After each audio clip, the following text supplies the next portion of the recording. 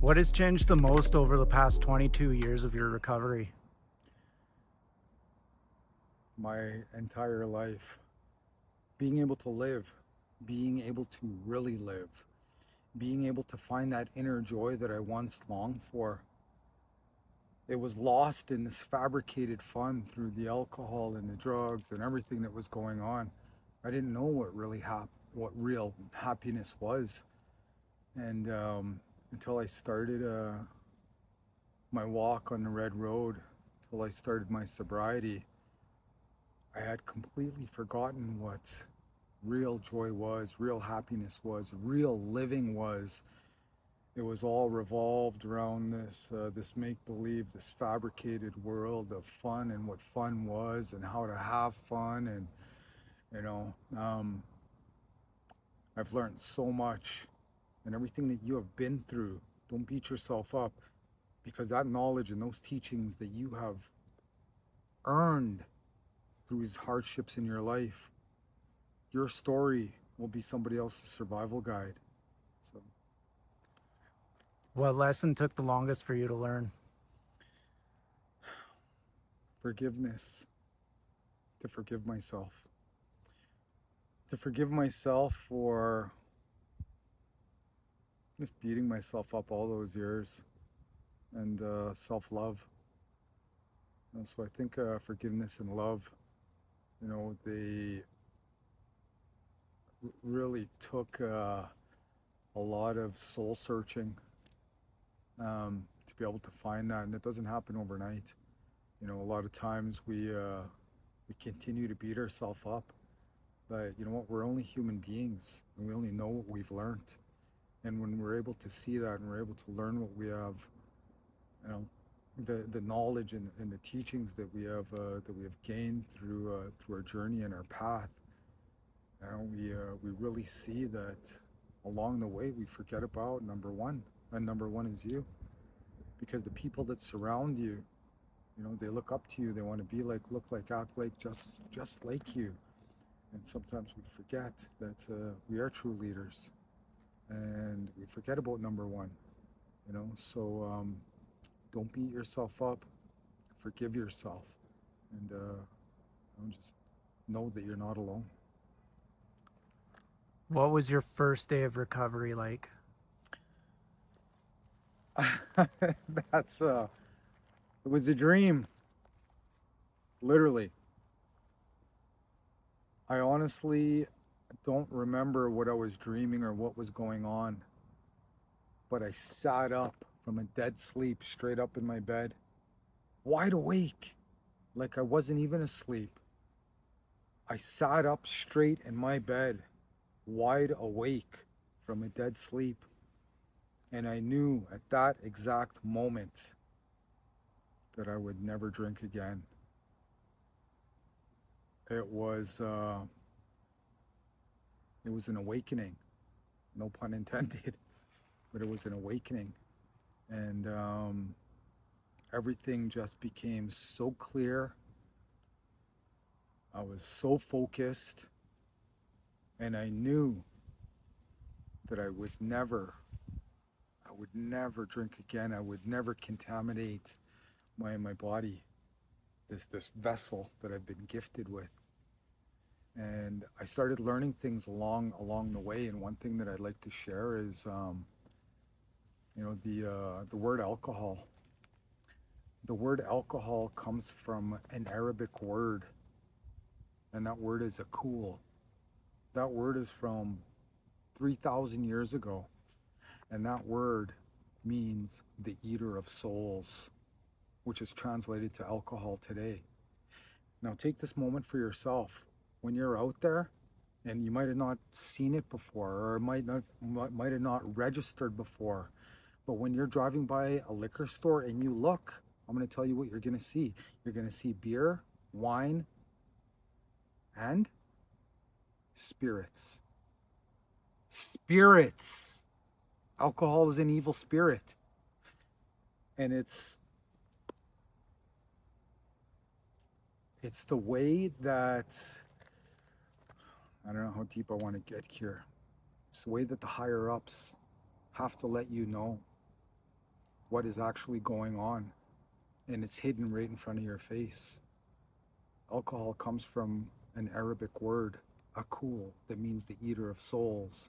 So when you drive by a liquor store and you see beer, wine, and spirits, know that that is an evil spirit. That's right there for you. You mentioned support groups earlier. How important is it to you that even after 22 years you attend? Well, I myself run a support group in Edmonton every Thursdays, and in these support groups, it, I think it's absolutely important because we are programmed to believe and to think that we can get through a lot of these obstacles by ourselves, and especially being a man, because there's um this oh, the word I'm looking for, the stereotypical belief on what being a man is. You suck it up, you deal with yourself, you keep it to yourself, blah blah blah. You don't cry, you don't be a baby. You blah. Oh my gosh, all of that stuff that has been force fed to us for generations has been all wrong. We're warriors. We are the caretakers of our family. You know, and when we look at our family setting, we have our matriarch, our clan leaders, our mothers, our grandmothers, and we're there to protect them. We're there to take direction and to provide, to be able to express ourselves, to cry, to release these toxins from our bodies. That's the reality of it.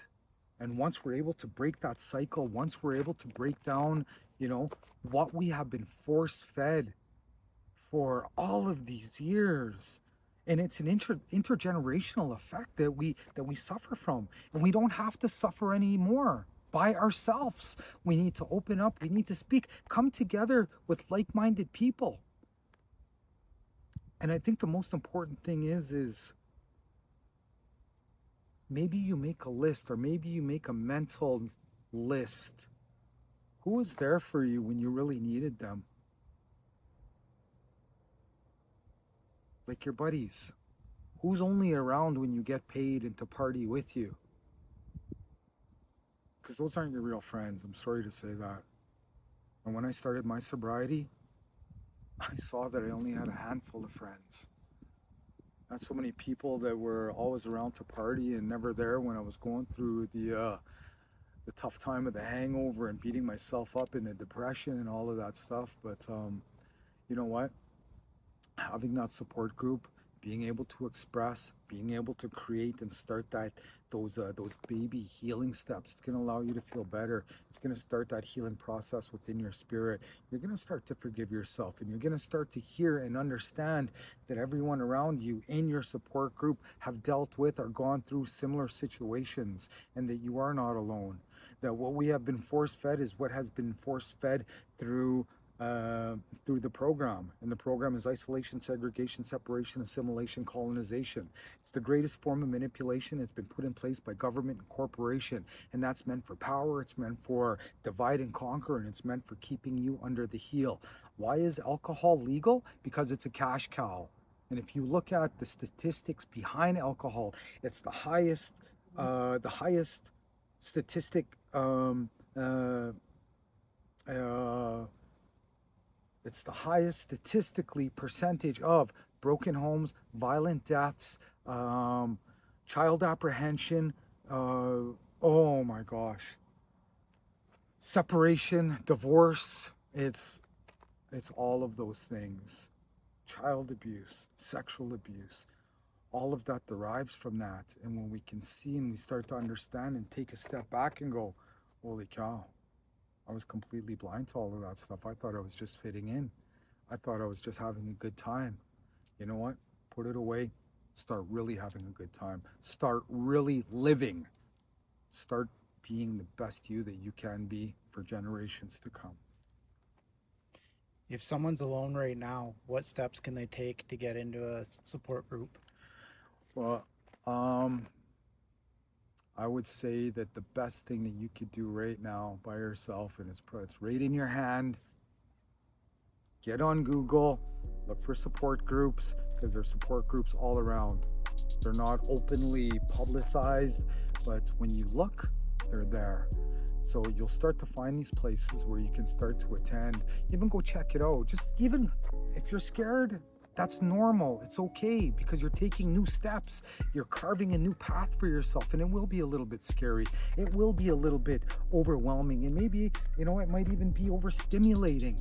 But just go in, have yourself a coffee, sit back. Just sit back and listen. You don't have to say anything.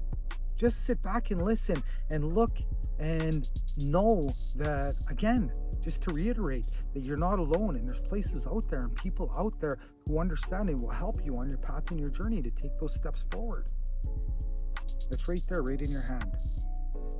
It's only a keystroke away.